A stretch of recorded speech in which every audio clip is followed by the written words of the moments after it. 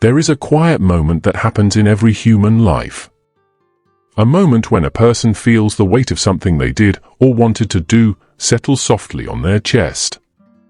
Not loud, not dramatic, just a slow, sinking awareness that a line was crossed, sometimes barely, sometimes completely.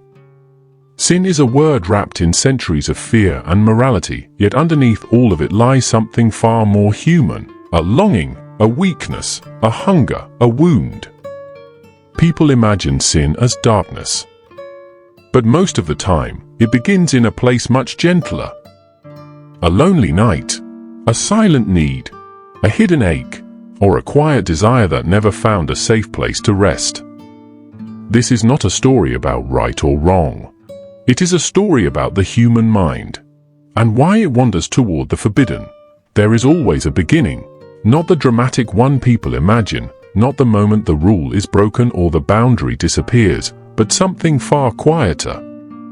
Something that starts beneath the surface, like a small pulse-changing rhythm.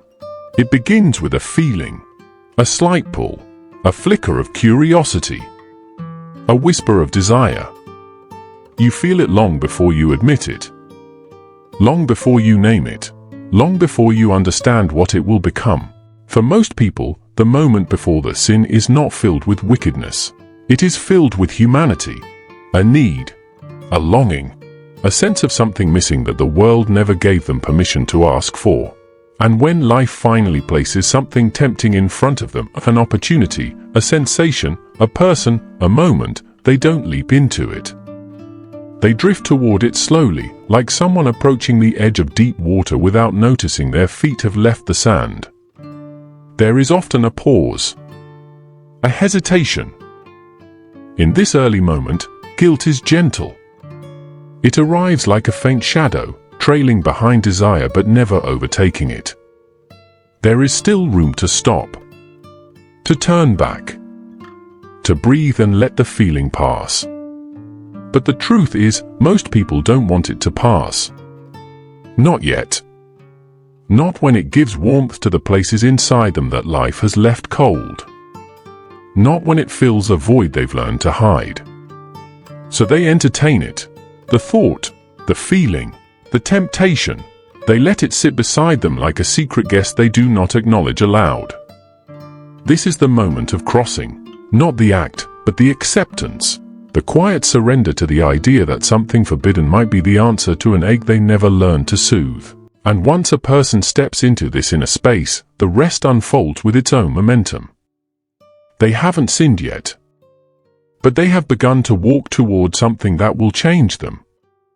A small shift, a quiet breath, a thought that stays longer than it should. This is where every story of sin truly starts. Before any sin is born in action, it is born in an older place inside a person. A place carved long before the moment of temptation ever arrives. A place shaped by childhood, by memory, by the quiet ache of unmet needs. Sin doesn't begin with desire. It begins with emptiness. With a space inside the heart that learned, slowly and painfully, that what it needed most was either unavailable, unpredictable, or unsafe. There is a wound beneath every forbidden longing. Not always a dramatic one. Sometimes just a subtle fracture in the foundation of a person's emotional world. Perhaps they grew up learning that affection must be earned. That love had conditions. That being wanted was a rare, fragile thing. So when they encounter temptation later in life, it isn't the forbidden act that pulls them. It is the echo of finally feeling chosen. Or maybe they were taught to hide their needs. To be the strong one, the responsible one, the quiet one. People who learn to hide their needs often become adults who struggle to recognize them. So when the forbidden arrives, it speaks to the parts of them that have been starved for years. There are people whose wounds come from loneliness. Not dramatic loneliness, but the kind that grows in households where everyone is present, yet no one truly sees each other. The kind where a child learns that silence is safer than honesty. Years later, anything that makes them feel seen, even briefly, even wrongly, glows with irresistible warmth. Some wounds come from rejection, from being compared, criticized, or overlooked, from believing that they must become someone else to be worthy. And when someone or something finally makes them feel wanted, their guard drops. Not because they are sinful, but because they are tired. Tired of carrying the feeling of being not enough. There is also the wound of emotional hunger. The hunger for validation, for closeness, for thrill, for intensity, for a feeling that breaks through the numbness that life sometimes forces onto a person. Humans crave intensity when gentler forms of love have failed them. Forbidden desire often awakens this hunger in a way nothing else does. The danger makes the feeling sharper. The secrecy makes it sweeter. The risk makes it feel alive. And the wound, quiet, long-suffering, invisible, recognizes the sudden burst of emotion as relief. Even if that relief is temporary. Even if it costs them later. In the moment, it feels like breathing again. The origins of sin are rarely moral. They are emotional, psychological, human. A person moves toward the forbidden because something in their past taught them that emotional safety is unreliable. That connection must be chased. That desire must be hidden. That shame is the price of wanting too much. What seems sinful on the outside is often survival on the inside. A person who cheats might be running from abandonment wounds. A person who lies might be protecting a fragile sense of self. A person who steals might be filling a childhood shaped by scarcity. A person who seeks secret thrill might be escaping numbness created by years of emotional suppression. Every sin has an ancestry, a lineage of moments that shaped a person long before they understood themselves. Desire is only the surface. The wound is the root. Understanding this doesn't excuse the harm people cause, but it reveals why the human mind drifts toward darkness even when it knows the light. People do not sin because they are evil. They sin because they are hurt. Because something within them has been waiting, patiently, silently, desperately, for relief. A wound that never received care becomes a compass pointing toward the forbidden. And so, long before the act happens, the wound prepares the path. Not consciously. Not deliberately. Just naturally. As if the mind is trying to soothe itself with whatever sensation feels closest to healing. This is the hidden origin of sin. A human being trying to fill a place inside them that life once left empty. When people imagine sin, they picture morality. When psychologists imagine sin, they picture the brain. Because long before a person makes a choice, something happens in the nervous system. Quietly. Automatically, invisibly. That sets the stage for temptation. The human brain is built to seek reward. Not goodness. Not morality. Reward. A hit of dopamine. A moment of intensity. A feeling that temporarily lifts a person out of emotional stillness. This isn't corruption. It's biology. Deep inside the brain is a structure called the nucleus accumbens. The reward center. It lights up when something feels exciting, forbidden, risky, or rare. The more forbidden the act, the brighter the glow. Not because the brain wants to do harm, but because the brain is drawn to whatever breaks the monotony of emotional life. That glow is the spark behind every temptation. A chemical whisper saying, "This will make you feel something different from what you feel right now." The forbidden is powerful because it disrupts the predictable. It creates contrast. It shakes the nervous system awake. This is why sin often feels more intense than virtue. Not because it is better, but because it is chemically louder. The brain is a storyteller, but it is also a gambler. It calculates risks and rewards. When it senses a high reward, emotional validation, thrill, pleasure, connection, it releases dopamine in anticipation, even before the act happens. This is why temptation feels magnetic. The brain has already imagined the feeling, already tasted it, already leaned toward it. And the more a person resists the thought, the more powerful it becomes. This is called ironic rebound. The harder the mind tries not to think about something, the more the brain circles back to it. Heightened, charged, alive. Moral dissonance also plays its part. When someone knows something is wrong, the conflict creates tension. Tension amplifies desire. Desire increases dopamine. Dopamine makes the forbidden shine even brighter. This doesn't excuse the behavior, but it explains the storm inside a person's mind. Humans are wired to crave what feels intense, and the forbidden is often the most intense thing in the room. There is a deeper layer too. The limbic system. The emotional brain. This part of the mind has poor impulse control.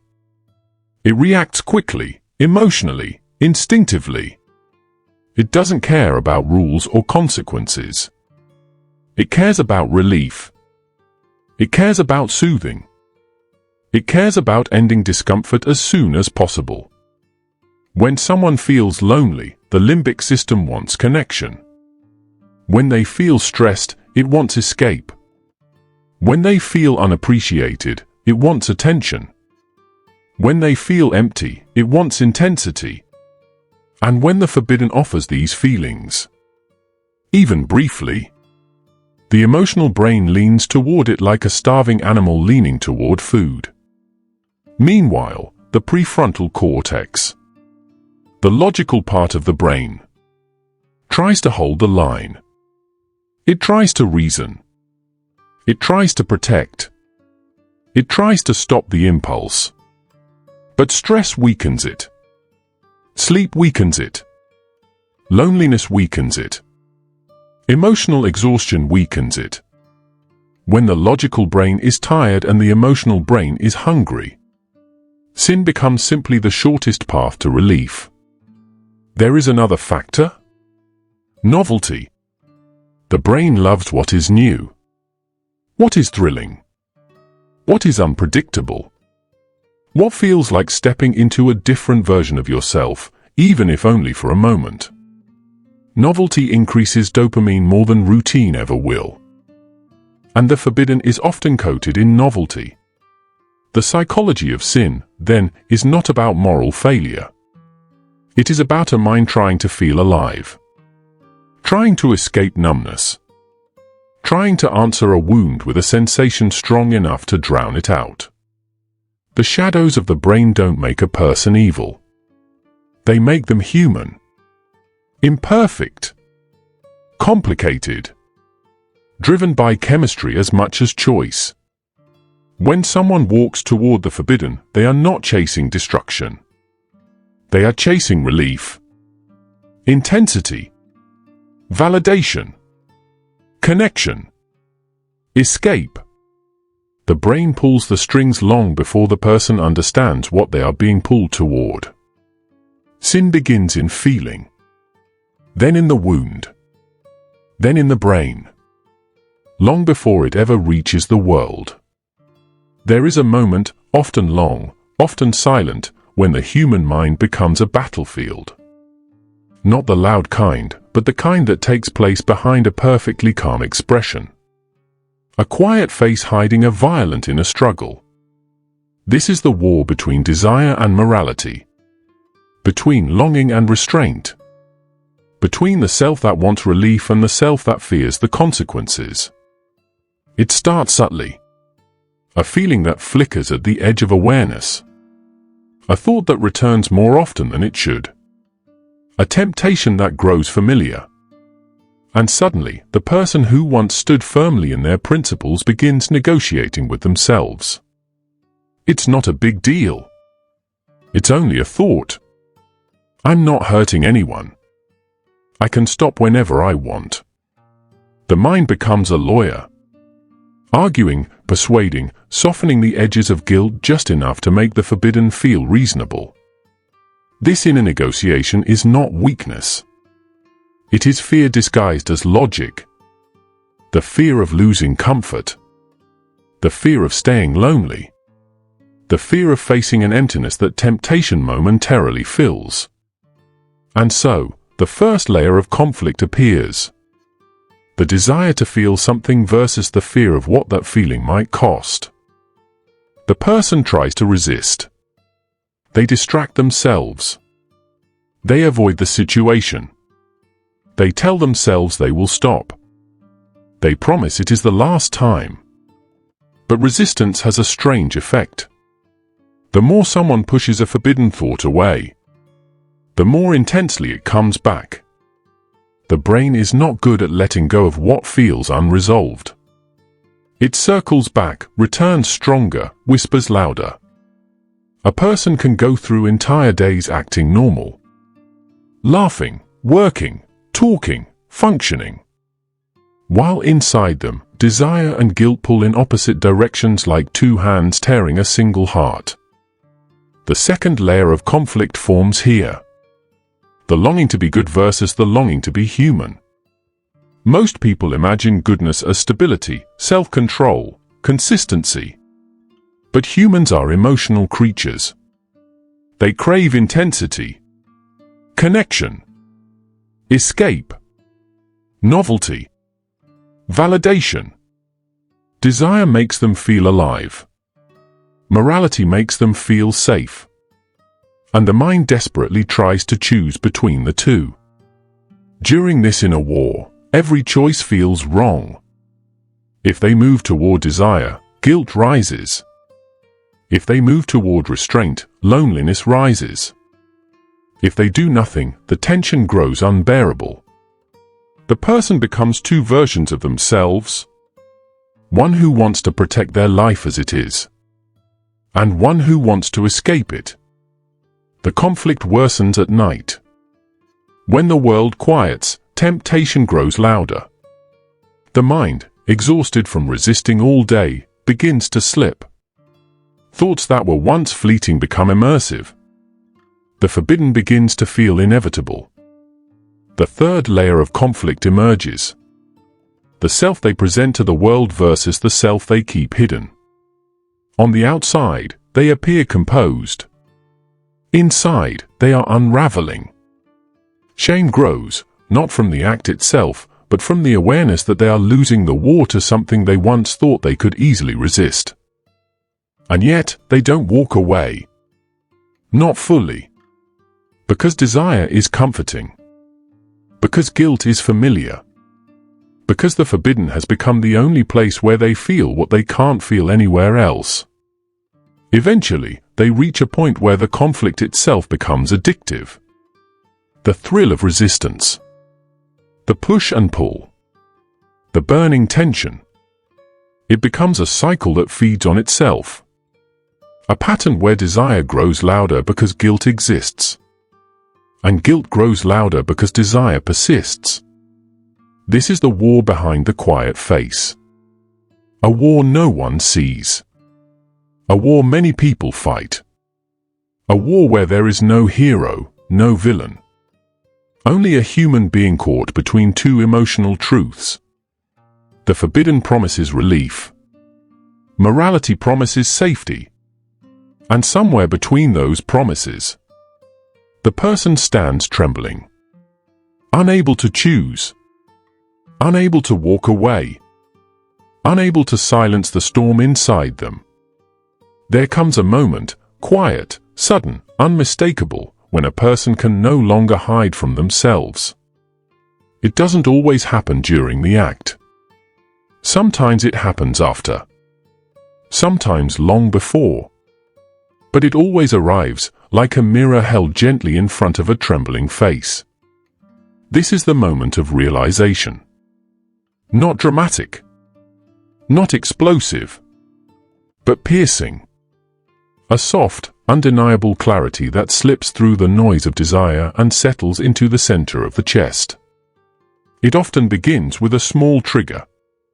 A look. A word. A memory. A consequence. Or simply a still moment when the mind stops running from itself. The person suddenly sees what they've been avoiding. The cost. The pattern. The wound behind the desire. The truth they didn't want to acknowledge. The forbidden, once glowing and intoxicating, now sits heavy and silent in their hands. Not because it has changed, but because they have. Their clarity has sharpened. Their denial has thinned. Their emotional shield has cracked, revealing what lies beneath. This is not guilt alone. It is recognition. A reflection of who they have become in pursuit of what they wanted. For some, the realization hits like a cold wave. A sudden understanding that the desire they chased did not heal them, but exposed the wound more clearly. For others, it arrives softly. A whisper saying, "This isn't who you are, and you know it." The truth is, realization is rarely about the sin itself. It is about the story behind it. The person sees the loneliness that led them there, the hunger that never left, the grief that shaped their choices, the emptiness they tried to escape. And for the first time, they see themselves not as a villain, but as someone who has been hurting for far too long. The mirror shows everything. The longing, the vulnerability, the fear, the impulse, the damage, the need behind the desire. And once the person truly sees this, something shifts. A quiet honesty unfolds inside them. An honesty they can no longer run from. Some people try to push the realization away. They distract themselves. They blame others. They minimize what happened. They hide in justification or denial. But the mirror doesn't leave. It follows. It waits. It returns in moments of silence, in moments of exhaustion, in moments when the mask slips just enough for truth to breathe. Realization is not punishment. It is awakening. A reintroduction to the parts of themselves they abandoned long ago. For some, this is the moment they understand the depth of their own shadow. That the forbidden wasn't about thrill, but about filling an emotional void. That desire wasn't the enemy, but a symptom, a signal, a cry from the parts of them they never learned to soothe. Healing does not begin with forgiveness. It begins with recognition, a gentle acknowledgement that the shadow exists, that it has always existed, and that parts of it were born in moments of fear, loss, loneliness, or emotional hunger. Most people spend years trying to divide themselves into halves. The good self they show the world, and the sinful self they hide. Two rooms separated by a locked door. Two identities carrying the weight of secrecy. But integration begins when the person realizes that these two selves are not enemies. They are reflections of one emotional truth: that human beings are complex creatures capable of light and shadow at the same time. Holding the shadow is not about justifying it. It is about understanding it. Understanding where the longing came from. Understanding what the act tried to soothe. Understanding which wounds whispered a little too loudly. In psychology, this is called shadow integration. The process of accepting the parts of oneself that were once hidden, denied, or judged. The parts that carried shame. The parts that behaved out of pain. The parts that sought comfort in places that could not hold them safely.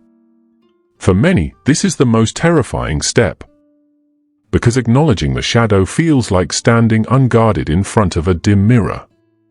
One that shows not only what they did, but why they did it. And yet, the moment a person stops treating their shadow as a monster and starts treating it as a wounded part of themselves, something shifts inside them. A softness appears, a quiet compassion, a sense that the forbidden did not come from darkness, but from longing. Healing grows from this softness, not from denial, not from punishment, not from pretending the shadow doesn't exist, but from slowly allowing all parts of the self, the impulsive, the vulnerable, the lonely, the fearful, the ashamed, to sit at the same table without being exiled. Integration is the opposite of suppression. It is the emotional act of holding one's inner complexity without running from it. Some people discover that the act they called sin was simply a misguided attempt to meet a need they never learned to meet in healthier ways. Others realize that the forbidden desire pointed toward a hunger they had ignored for years. The hunger for intimacy, for attention, for thrill, for validation, for connection, for escape. This understanding does not erase the consequences, but it removes the shame. It replaces self-hatred with clarity. It transforms judgment into insight. And from that insight, a person begins to change, not through force, but through awareness. They start recognizing the early signs of emotional hunger. They notice when loneliness grows too loud. They understand the patterns that once controlled them. They soften toward the parts of themselves that once terrified them. Healing is not dramatic. It is not sudden. It is a slow unfolding. Like thawing ice. Like a wound learning how to close. Like a voice long silenced finding the courage to speak again. The person learns that their shadow does not define them. It describes them. It reveals their wounds, their needs, their vulnerabilities. And once these parts are understood, they lose their power to sabotage. They become integrated. Not erased. Not shameful.